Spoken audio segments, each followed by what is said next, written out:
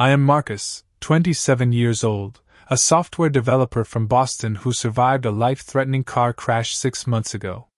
When I woke up in that sterile hospital room, tubes everywhere and pain radiating through my body, I expected to see my parents rushing through the door. Instead, I got an apologetic phone call explaining they would be attending my younger brother Kevin's academic awards ceremony instead. That moment changed everything I thought I knew about family and where I stood in their lives. Before I dive into this heartbreaking story that still haunts me today, drop a comment letting me know where you are watching from, hit that like button, and subscribe if you want to hear more stories about family betrayals and finding strength when you are truly on your own. Growing up in suburban Philadelphia, our family looked picture perfect from the outside. We lived in a 2-story colonial house with a well-maintained lawn in a good school district. My father, Richard, built his career as an economics professor at a respected university, always emphasizing the importance of academic achievement and financial responsibility. My mother, Diane, worked as a high school principal, stern but fair, both at work and at home. From the neighborhood perspective, we were the model American family with good jobs, nice house, and 2 sons on track for success. But inside those walls, the family dynamics told a different story. My younger brother Kevin, now 24, was always the undisputed star of our family. 3 years younger than me, he possessed natural athletic ability and academic brilliance that seemed to come effortlessly. He was the quarterback on the football team, class president, and consistently earned straight A's without seeming to study much. Meanwhile, I was the quiet, hard-working older brother who had to put in twice the effort for half the recognition. Our parents never tried to hide their favoritism. When Kevin scored the winning touchdown at his high school championship game, my parents took the entire family out to celebrate at an expensive restaurant. When I won the regional science fair that same year, I got a quick congratulations at dinner before the conversation shifted back to Kevin's college recruitment prospects. The pattern was consistent throughout our childhood. My parent-teacher conferences were rushed through so they could make it to Kevin's games on time. My academic achievements were expected, his were celebrated. When I needed a ride to chess club, I often had to find my own way, but they never missed driving Kevin to football practice. They attended every single one of his games but missed my high school graduation because it conflicted with Kevin's summer football camp orientation. I learned early on that the only way to survive was to become completely self-sufficient.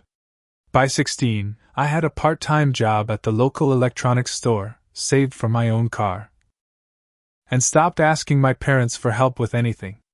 I threw myself into computer programming, finding satisfaction in the logical world of code where effort directly correlated with results. Unlike the arbitrary favoritism of my family life. After high school, I chose to attend college in Massachusetts. Partly for the computer science program, but mostly to put some distance between myself and my family. During those 4 years, I came home only for major holidays, each visit reinforcing that I was more of an observer in my family than a central member.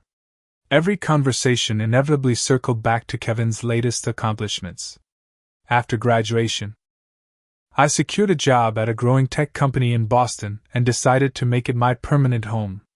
I built a modest but comfortable life for myself, working my way up from junior developer to senior software engineer within 5 years.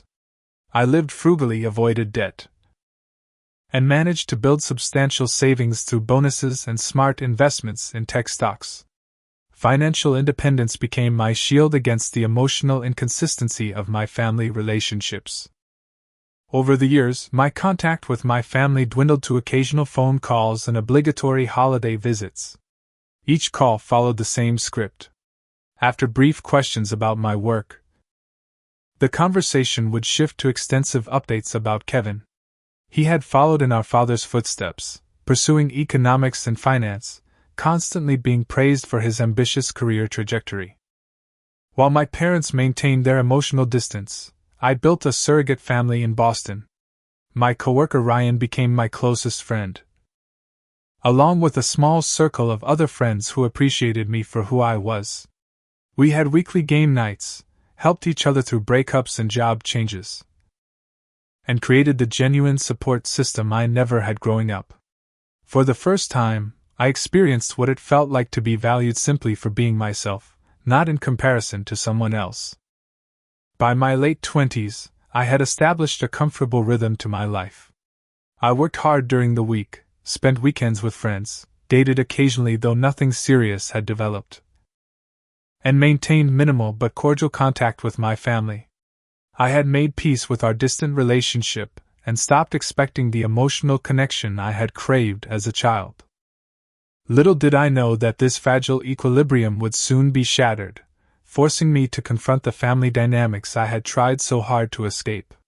It was a Friday evening in January, just after 7:30. A heavy rainstorm had been battering Boston all day, creating treacherous driving conditions. I was heading home from a late meeting at work, tired but satisfied with the project we had just completed. The traffic light ahead turned green, and I proceeded through the intersection. What happened next came without warning. Through the curtain of rain, headlights suddenly appeared from my right, moving far too fast. There was no time to react. The sickening crunch of metal and glass filled my ears as a pickup truck plowed into the driver's side of my car. The impact sent my vehicle spinning across the wet pavement before it slammed into a utility pole. I have fragmented memories of the immediate aftermath. The taste of blood in my mouth. The blaring of car horns. A stranger's face appearing at my shattered window, telling me help was coming. Then, mercifully, everything went black. I regained consciousness in the hospital, the harsh fluorescent lights assaulting my eyes. A doctor explained the extent of my injuries. 3 broken ribs. A fractured left femur. Internal bleeding that had required emergency surgery. Numerous lacerations requiring over 40 stitches. The drunk driver who hit me had walked away with minor injuries, a cruel irony that would take me months to make peace with. As the fog of pain medication began to clear, my first coherent thought was to contact my family. The nurse helped me make the call since my phone had been destroyed in the crash. Even through the haze of medication and pain, I remember the conversation vividly. "Mom, I was in a serious car accident," I managed, my voice raspy from the breathing tube they had removed earlier. There was a gasp on the other end, followed by questions about my condition.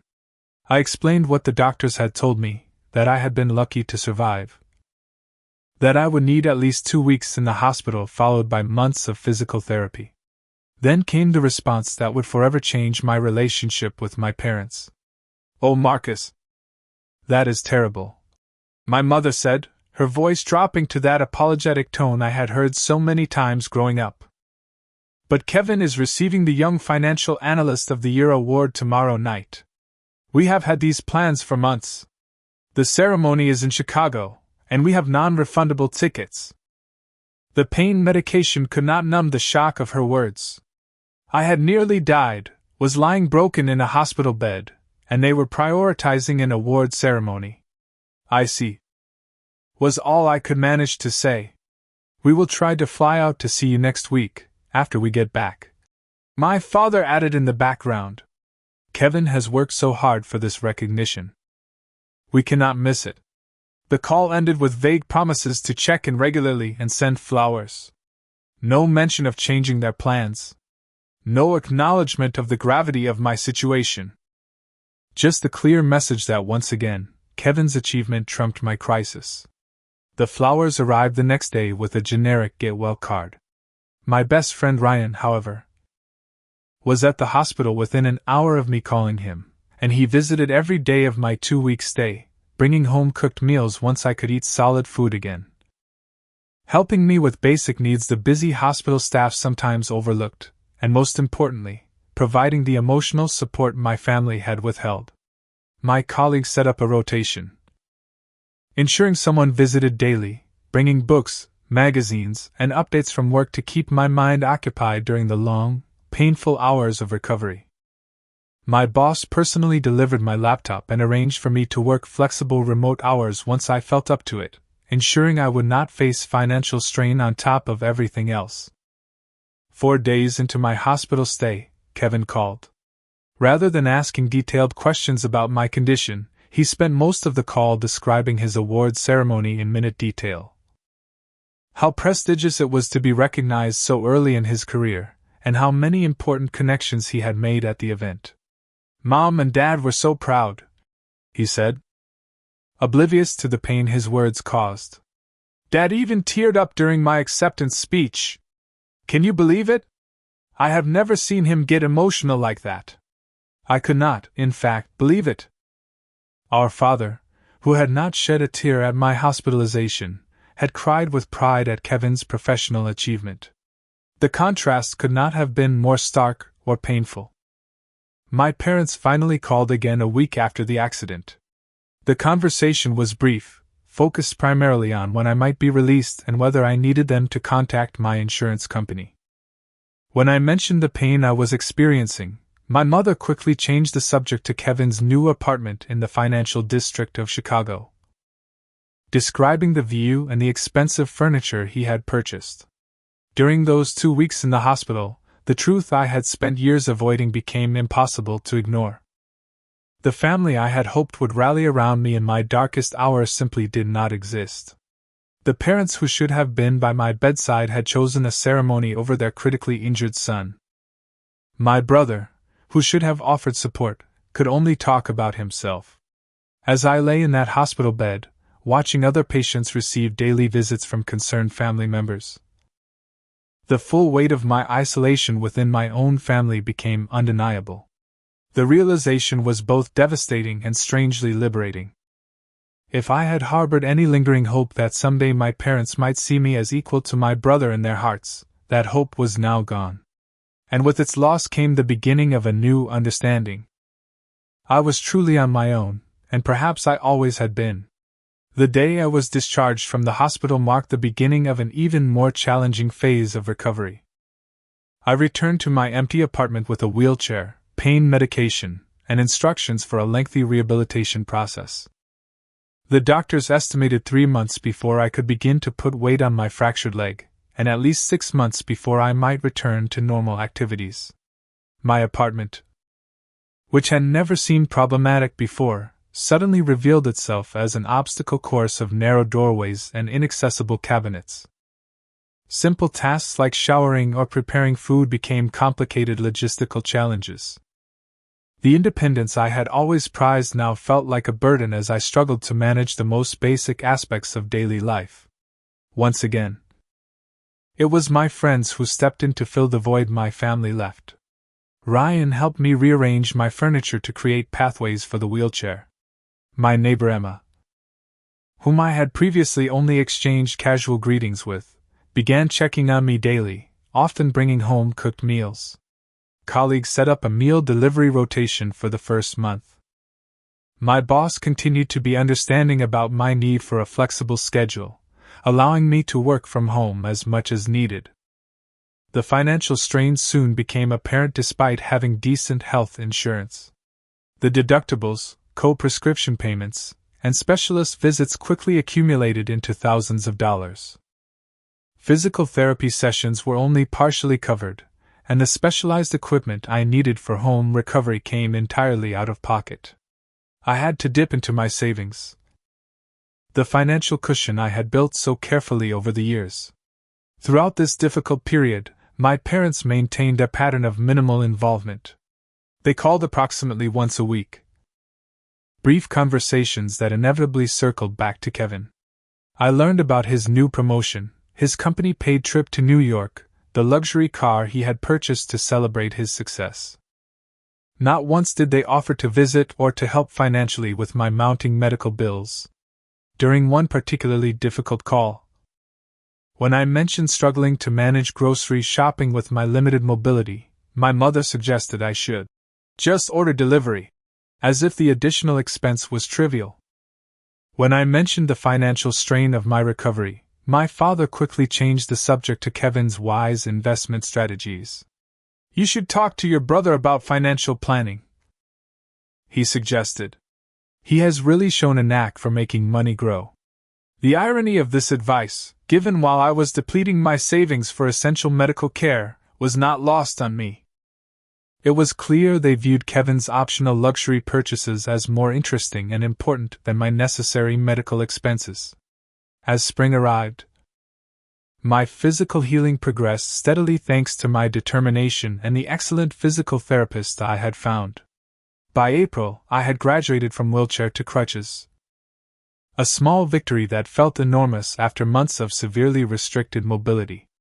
But while my body was healing, the emotional distance between me and my family continued to grow. Thanksgiving had passed with me unable to travel home due to my condition. My parents had made vague noises about possibly visiting me instead, but predictably, those plans never materialized. They had ultimately decided to go to Chicago to spend the holiday with Kevin, since he was working so hard he could not take time off to come home. By Christmas, I was able to travel, though still using a cane. The visit home was uncomfortable at best. The house was decorated with photos of Kevin at his awards ceremony, his graduation, his new office. My accident was referred to in hushed tones, quickly glossed over in favor of extensive discussions about Kevin's latest achievement. He had secured a major client for his firm and received a substantial bonus. Kevin himself had always been oblivious to our parents' favoritism, genuinely unable to see the disparity in how we were treated. During that Christmas visit, he dominated every conversation, interrupting whenever I spoke, showing little interest in my recovery journey. He seemed annoyed by my limited mobility, impatient when I needed extra time to navigate the stairs or get in and out of cars. Man, I could never deal with being slowed down like that, he commented as I carefully made my way to the dinner table. I guess you are used to taking it easy, though. The casual cruelty of his remark, implying that my rigorous physical therapy and painful recovery constituted taking it easy, spoke volumes about his fundamental misunderstanding of my life. Our parents, predictably, said nothing to correct his perspective. I returned to Boston after that visit with a clearer understanding of my place in the family. The accident had not created the emotional distance. It had merely revealed what had always existed. My parents and brother operated in their own world, one where I was an occasional visitor but never truly a central figure. Rather than continuing to seek the emotional connection that had always been withheld, I decided to invest more deeply in the relationships that actually nourished me. I organized a weekly dinner with Ryan and our circle of friends.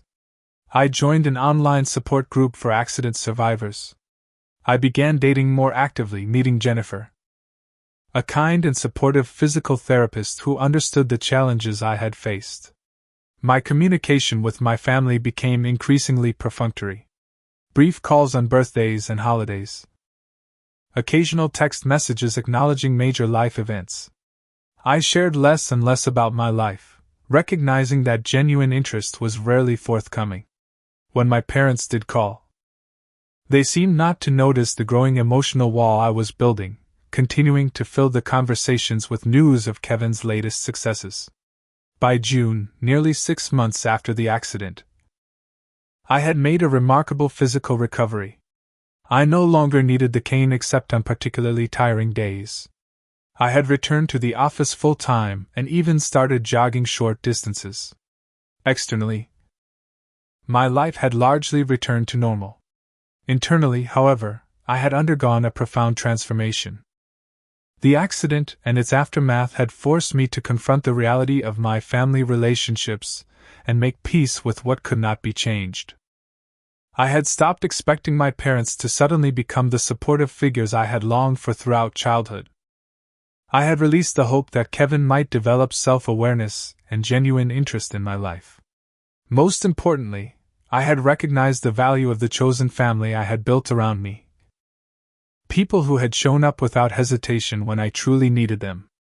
These were the relationships worth nurturing, the connections that would sustain me through whatever challenges lay ahead. Little did I know that the greatest test of these new boundaries was yet to come, in the form of a late-night phone call that would force me to take a definitive stand. The call came at 11:15 on a Tuesday night in July, 6 months after my accident. I had been asleep for about an hour when the persistent ringing of my phone pulled me from a deep slumber. Seeing my mother's name on the screen at such a late hour immediately set off alarm bells. In our family, late-night calls were reserved for genuine emergencies. "Hello?" I answered, instantly alert despite the late hour. "Marcus," my mother's voice cracked, thick with tears. "We need your help. Something terrible has happened." My mind immediately jumped to health concerns. My father's heart had always been a worry. "Is Dad okay? Are you at the hospital?" "Your father is fine. It is Kevin," she said, her voice dropping to nearly a whisper. "He is in trouble. Serious trouble."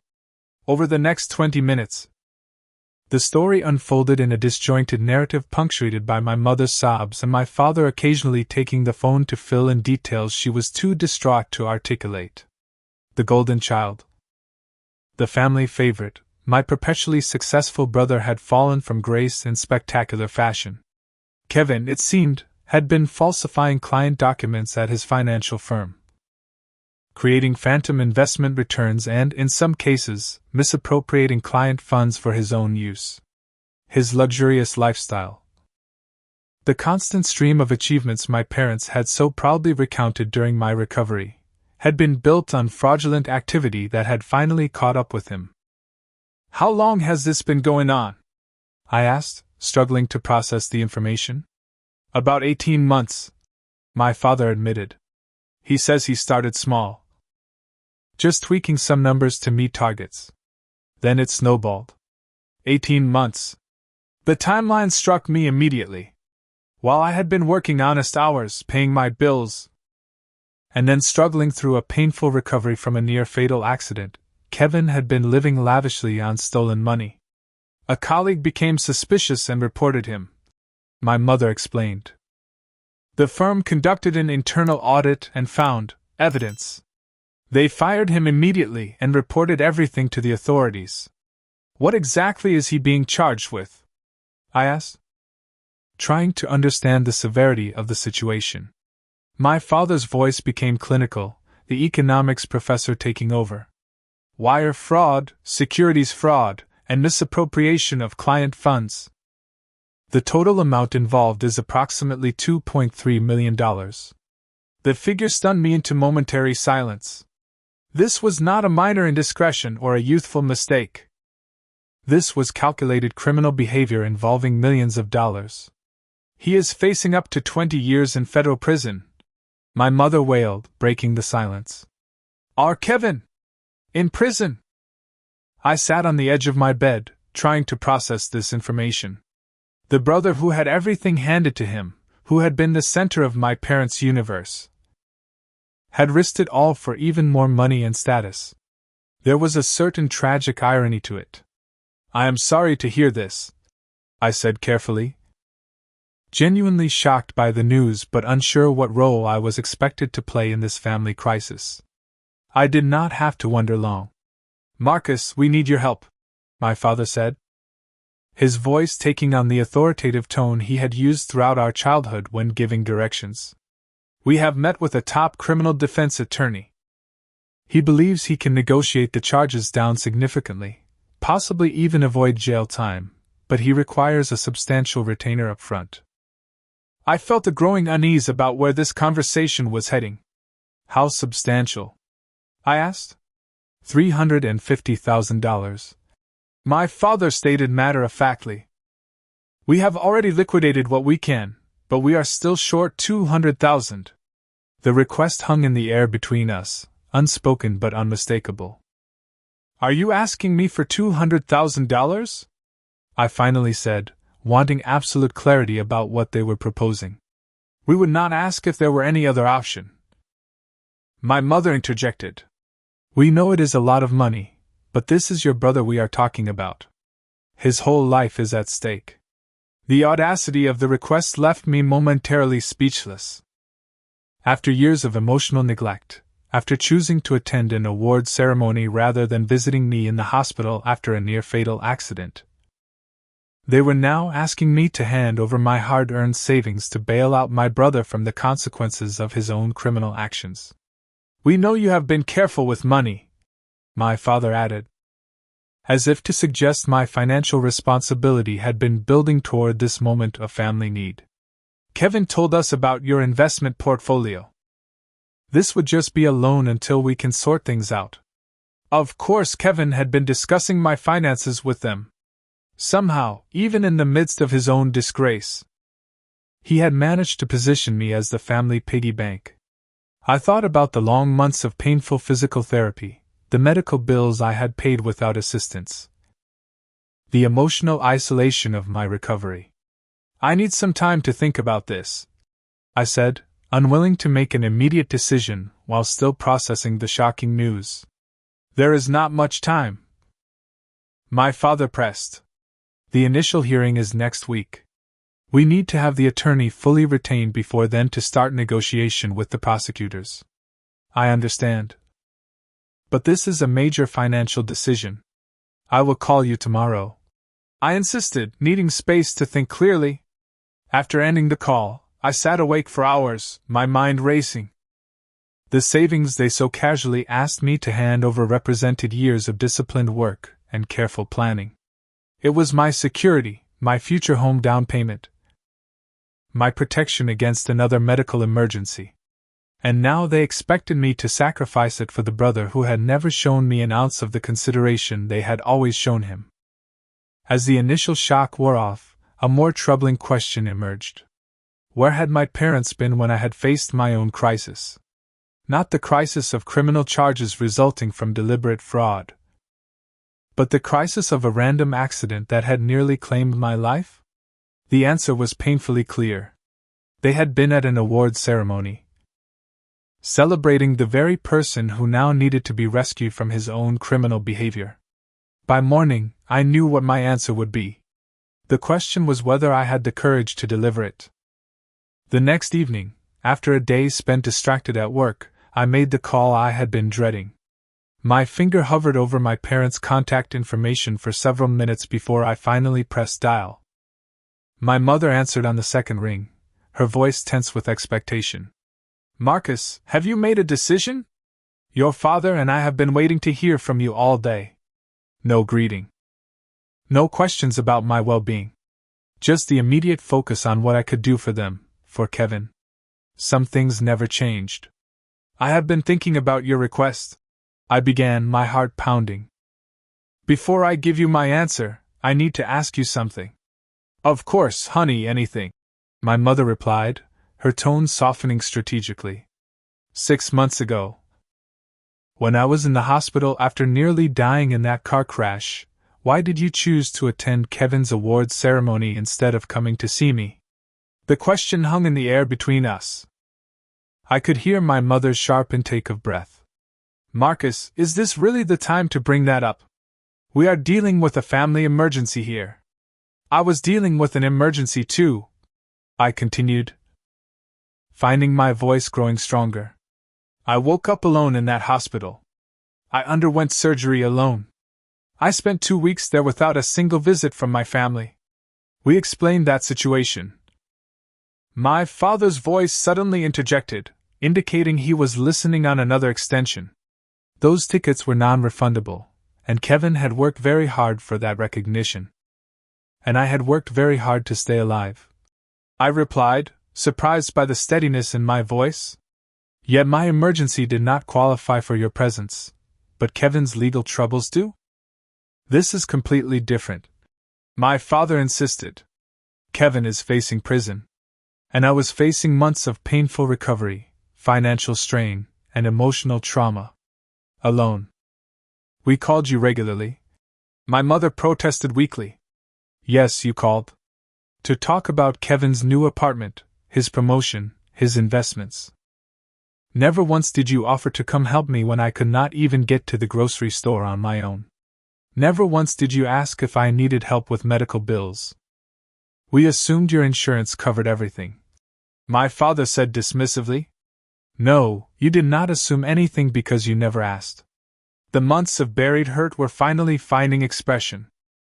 The same way you never asked if I could spare $200,000.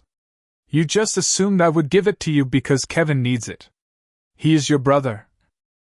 My mother's voice took on a pleading quality. This is what families do. They help each other in times of crisis. Is it? I asked. Because when I was in crisis, my friends helped me. My colleagues helped me. Even my neighbor helped me. My family was noticeably absent. That is not fair. My father interjected sharply.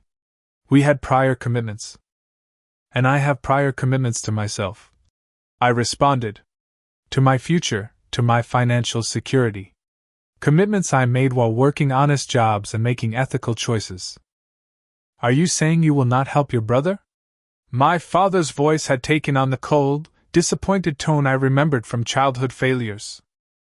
I am saying I will not empty my savings account to help Kevin avoid the consequences of defrauding people out of millions of dollars. He made a mistake, my mother cried. Everyone deserves a second chance. A mistake is something you do once, without intending harm, I said quietly. Kevin systematically defrauded clients for 18 months. That is not a mistake. That is a series of deliberate choices. He has his whole future ahead of him. My father argued. Do you want him to spend it in prison? What about my future? I countered. The future I have carefully saved for, worked honestly for? Does that matter to either of you? The silence on the other end of the line told me everything I needed to know. Marcus, my father finally said, his voice taking on the reasonable tone he used when negotiating. Perhaps we can find a compromise. Maybe you could take out a loan? That way you would not have to use all your savings. The suggestion was so absurd, so completely tone-deaf to what I had been saying that I actually laughed out loud. Let me make sure I understand, I said slowly. You want me to go into debt, paying interest for years, to help Kevin avoid consequences for stealing millions of dollars? While you two contributed what exactly? We have put in everything we can, my mother said defensively. We remortgaged the house. The house that will still be yours after all this is over. I pointed out. You are asking me to give up my financial security with nothing to show for it except Kevin possibly getting a lighter sentence for crimes he actually committed. Before they could respond, my phone beeped with an incoming call. It was Kevin. Of course they had him waiting to join the conversation once they had softened me up. Kevin is calling me right now, I said. I assume that is part of your plan? Have him make an emotional appeal? My mother's flustered response confirmed my suspicion. He just wants to talk to you, to explain his side of things. I will call him back, I said, not wanting to deal with both conversations simultaneously. But first, I need you both to hear my answer clearly. No, I will not be providing $200,000 or any other amount to pay for Kevin's defense. That is my final decision. You cannot be serious. My father's voice had turned cold. After everything this family has done for you? The question struck me as so disconnected from reality that it momentarily left me speechless. What exactly has this family done for me? I finally managed to ask. Especially in recent years? We raised you, educated you, provided for you. My father listed mechanically. Yes. You did the legal minimum required of parents, I acknowledged. And since I became an adult, what support have you offered? When I was literally fighting for my life in a hospital bed. You chose an award ceremony instead. That is not fair. My mother protested weakly. No, it wasn't fair. I agreed. None of this is fair. It is not fair that I was hit by a drunk driver. It is not fair that I had to recover alone. And it is not fair that you now expect me to sacrifice my financial security for someone who has never once shown me the same consideration you have always shown him. The line went quiet again. I could hear my mother's muffled sobs in the background. So that is it, my father finally said. You are turning your back on this family when we need you most? No, I said firmly. You are turning your back on me, again, by asking me to sacrifice everything while dismissing the legitimate reasons I might hesitate to do so. I never thought you would be so selfish, my father said, the disappointment heavy in his voice. That is rich, coming from you, I replied, no longer willing to accept his framing. I have to go now. Kevin is still trying to call. I ended the call before they could respond, taking a deep breath before answering Kevin's call. His voice came through immediately, tense and demanding. What the hell, Marcus? Mom just texted me that you are refusing to help. Are you serious right now? No greeting, no pleasantries, just immediate entitlement. Some things truly never changed. Hello to you too, Kevin, I said calmly. This is not the time for niceties, he snapped. I am in the fight of my life here, and I need my family to step up. Like you stepped up when I was in the hospital? I asked quietly. That again? Are you still hung up on that? It was just a car accident. This is my entire future at stake. His dismissal of my near-death experience as just a car accident crystallized everything for me. In his mind, in my parents' minds, my suffering would always be minimized. Always secondary to Kevin's needs and concerns. Kevin, I am not giving you my savings, I stated plainly. I worked honestly for that money, and I intend to keep it. You self-righteous prick, he hissed. You think you are better than me because you never took risks? Because you played it safe your whole boring life? Fraud isn't a risk, Kevin. It is a crime, I pointed out. And yes, I do think avoiding criminal activity makes me somewhat better than someone who stole millions of dollars.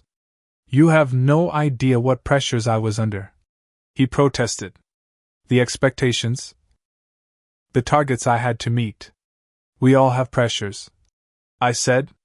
Most of us manage to deal with them without committing felonies.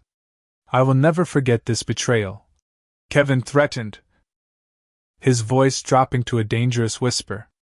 If I go to prison because you were too selfish to help, that is it for us. You will be dead to me. The threat that would once have devastated me now barely registered. After everything that had happened, Kevin's opinion of me seemed remarkably unimportant. I think I can live with that, I said calmly. Goodbye, Kevin. I genuinely hope things work out for you. I ended the call and turned off my phone, knowing there would be a barrage of messages and calls once my parents and brother regrouped. For the first time in my life, I had stood firm against the family dynamics that had shaped my existence for 27 years. The sensation was both terrifying and liberating. As I sat in the quiet of my apartment, I realized that what my family was asking was not just financially irresponsible, it was morally wrong. They wanted me to sacrifice my honest earnings to help someone avoid accountability for dishonest actions. The more I thought about it, the more certain I became that I had made the right decision. Perhaps the first truly self-protective decision of my life. The next few weeks brought an onslaught of attempts to change my mind. My parents cycled through every emotional manipulation tactic in their arsenal. My mother left tearful voicemails describing Kevin's deteriorating mental state. My father sent clinical emails outlining exactly how prison would destroy his son's future, implying that any such outcome would be directly my fault. Extended family members I barely spoke to suddenly found my contact information. Aunts, uncles, and cousins called to express their disappointment in my abandonment of family values. It became clear that my parents had shared a highly edited version of events, casting me as the heartless brother refusing to help in a time of crisis, conveniently omitting both Kevin's crimes and their own absence during my recovery. My Aunt Patricia, my mother's sister, called one evening with particular venom. I always knew you were jealous of your brother, she said without preamble. But to use this situation to get back at him is truly despicable. Did my mother mention that Kevin committed fraud to the tune of over $2 million? I asked calmly. Or that they chose to attend his award ceremony rather than visit me in the hospital after my near-fatal car crash? The silence on the other end suggested that no. Those details had been strategically omitted. Well, I am sure they had their reasons, she finally managed, though with notably less conviction. I am sure they did, I agreed. Just as I have my reasons for not emptying my savings account to help a white-collar criminal avoid consequences. The most disturbing message came from Kevin himself. A text that arrived late one night, clearly written in a moment of drunken rage. You think you are so perfect with your honest job and your savings. When I get through this, and I will, do not think I will forget who turned their back on me when I needed them. You are dead to me, brother. Dead. And someday, when you need something from me, remember this moment. The threat was as predictable as it was ineffective. Kevin had never been there when I needed him, so the prospect of that continuing seemed less like a threat and more like the status quo. Despite my certainty that I was making the right choice, this situation took its toll. I had trouble sleeping, found myself distracted at work, and began experiencing anxiety symptoms I had never dealt with before. After a particularly rough week, Ryan convinced me to schedule an appointment with a therapist. Dr. Matthews, a calm, thoughtful woman in her 50s, provided a perspective I desperately needed. During our second session, after I had outlined the full history of my family dynamics, she leaned forward slightly. Marcus, what you are describing is a classic case of family scapegoating, she said. Throughout your life, you have been positioned as less important, less worthy of attention and support. No. When you refuse to comply with unreasonable demands, you are being vilified for having boundaries. But they are my family, I said, voicing the doubt that had been nagging at me. Aren't we supposed to support each other no matter what? Healthy families support each other, she agreed. But that support goes both ways and has reasonable limits. Your family is asking you to sacrifice your financial security to help your brother avoid consequences for criminal behavior. After demonstrating repeatedly that they would not make similar sacrifices for you. That is not reciprocal support, that is exploitation. Over the following weeks, our sessions helped me recognize the toxic patterns that had defined my family relationships. I began to see that my reluctance to hand over my savings was not selfishness but self-preservation. A healthy boundary that any reasonable person would maintain. My friends reinforced this perspective. Jennifer, who had been dating for several months now, was particularly supportive. If my brother stole millions of dollars and my parents asked me to bail him out with my life savings, I would have the exact same response you did, she assured me. The fact that they even asked shows how distorted their perspective is. Ryan was more blunt in his assessment. Dude, they did not show up when you were literally dying in the hospital. But they expect you to empty your bank account for their golden child's legal bills. That is next-level entitlement. You made the right call, 100%. Meanwhile, the legal process moved forward. Through sporadic updates from extended family, I learned that my parents had managed to scrape together enough for a down payment to retain the attorney. Though not the full amount he had initially requested. They had liquidated retirement accounts, taking substantial penalties in the process, and borrowed against my father's university pension. 3 weeks after our confrontation, Kevin accepted a plea deal. Instead of the potential 20-year sentence, he would serve 18 months in a minimum security federal prison, followed by 3 years of supervised release, and be required to pay substantial restitution to his victims. The outcome was better than he deserved, in my honest assessment. My mother called to inform me of the development, her voice a complex mixture of relief and accusation. He will still have to go to prison, but at least his life is not completely ruined. No thanks to you, of course. I am glad he got a reasonable outcome, I said, choosing not to engage with the guilt trip. 18 months seems fair considering the amount of money involved. Fair? She echoed incredulously. There is nothing fair about my son going to prison. If you had helped us afford the full legal team, he might have avoided jail time completely. Mom, I said, suddenly tired of the entire dynamic. Kevin stole over $2 million from people who trusted him. There should be consequences for that. The fact that you cannot see that is concerning. You have become so cold, she said, her voice breaking. I do not even recognize you anymore. I have not changed, I replied. I have just stopped accepting the role assigned to me in this family. I wish Kevin the best with his sentence, and I hope this experience helps him develop a better moral compass. But I stand by my decision not to financially support his defense. The call ended shortly after, with my mother making it clear that my decision had created a potentially unbridgeable rift in the family. For the first time, I found myself largely unbothered by this prospect. The family connection I had spent years longing for had proven to be an illusion. What remained was a toxic dynamic that had caused me nothing but pain. In the weeks that followed, I took concrete steps to protect myself. I blocked Kevin's number after a particularly vicious late-night message. I limited communication with my parents to email only, giving me time to process their words before responding.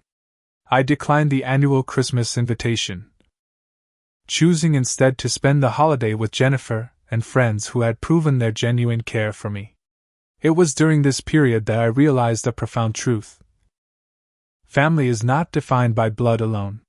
The people who had shown up for me during my darkest hours, who had supported me without conditions or manipulations, who had respected my boundaries and values, those were my real family. The relationships that nourished rather than depleted me were the ones worth preserving. As Kevin's surrender date approached, my parents made one final attempt to extract financial support, suggesting I could help them cover the cost of their visits to the prison facility several states away. By this point, my response was automatic and unwavering. I wished them safe travels but maintained my financial boundaries. For the first time in my life, I felt fully aligned with my own values and needs. The guilt that had been programmed into me since childhood had not disappeared entirely, but it had diminished to a manageable whisper rather than a deafening roar.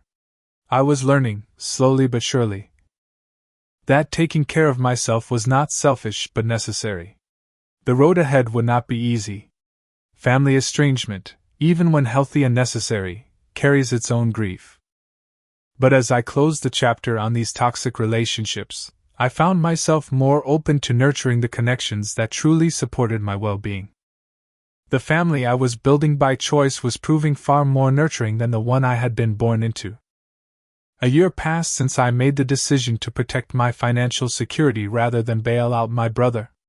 In that time, my life transformed in ways both subtle and profound. The initial pain of family estrangement gradually gave way to a quiet sense of peace as I built a life aligned with my values rather than warped by toxic expectations. The first few months were the hardest. Despite knowing intellectually that I had made the right choice, emotionally I struggled with waves of guilt and doubt. The programming of a lifetime, the belief that family should come before all else, was not easily overcome. Dr. Matthews helped me understand that these feelings were normal. Part of the grieving process for the family relationship I had always hoped for but never truly had. You are mourning the loss of a possibility, she explained during one particularly difficult session. Not the family you had, but the family you wished they could be. Establishing firm boundaries proved essential to my healing process. I maintained minimal contact with my parents, limiting our interaction to occasional emails that I would read and respond to only when emotionally prepared. I blocked Kevin entirely after he sent a particularly vicious letter from prison, blaming me for every aspect of his predicament. This digital distance created space for my own healing without the constant reopening of emotional wounds. As my family receded from my daily life, I invested more deeply in the relationships that genuinely nourished me.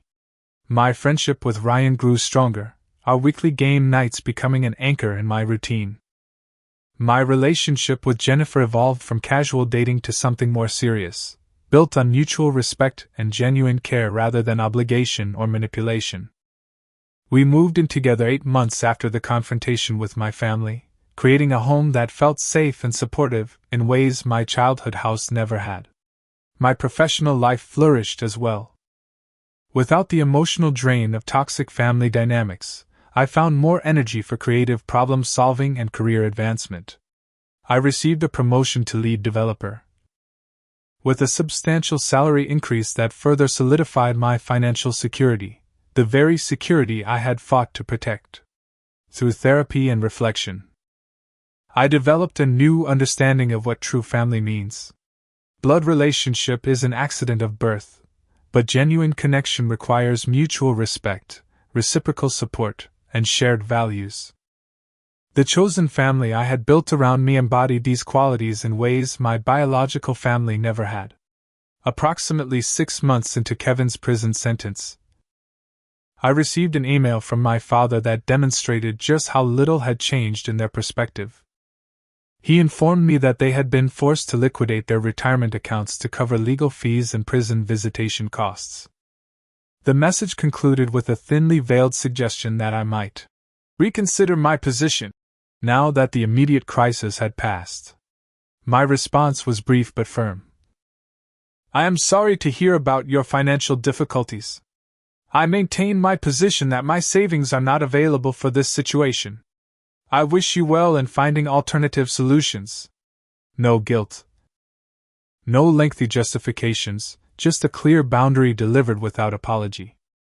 The progress I had made in therapy was evident in my ability to respond this way without days of emotional turmoil afterward.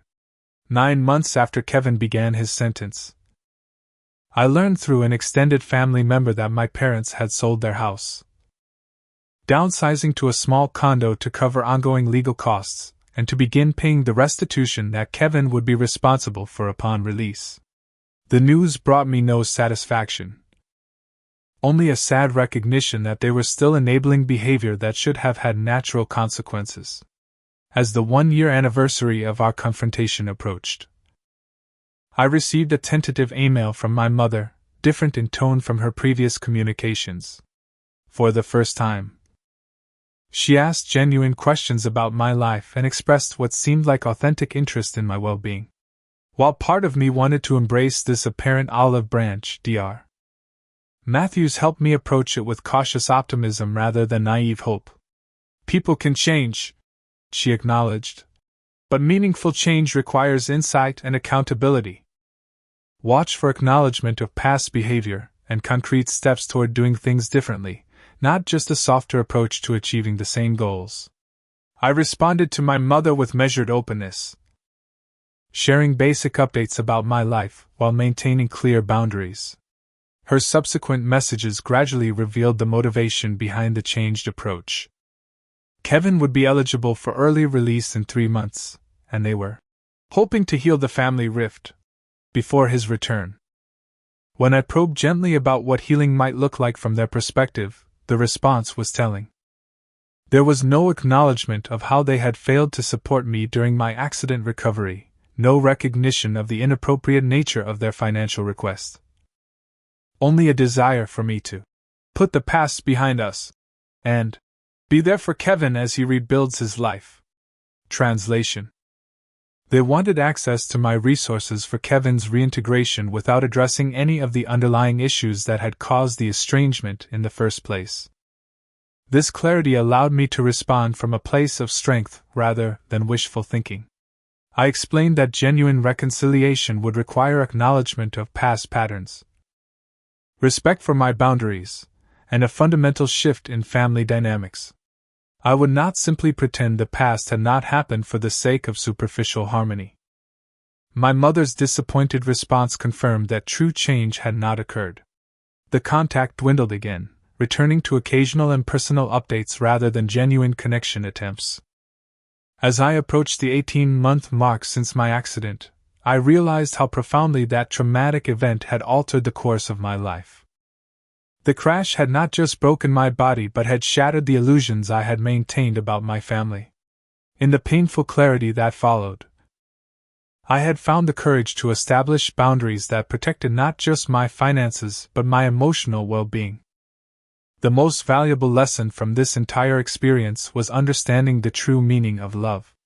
Real love does not demand self-sacrifice for poor choices. It does not minimize pain or dismiss legitimate needs. Real love respects boundaries, acknowledges mistakes, and supports growth without enabling destruction. I had not withdrawn from my family out of vengeance or spite, but out of self-preservation and a commitment to healthy relationships.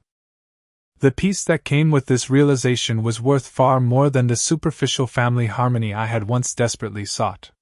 Today, my life is built around relationships characterized by mutual support, honest communication, and genuine care. Jennifer and I are discussing marriage, planning a future based on shared values and respect. My friend circle has become a chosen family that shows up consistently, not just in crisis but in everyday moments of connection. I have not closed the door permanently on reconciliation with my parents or even Kevin, but I have placed the responsibility for change where it belongs, with those who created the toxic dynamic in the first place. If genuine transformation occurs, I remain open to rebuilding relationships on healthier terms. Until then, I will continue nurturing the connections that add value to my life rather than depleting it. The journey from people-pleasing child to self-respecting adult has been challenging but ultimately liberating.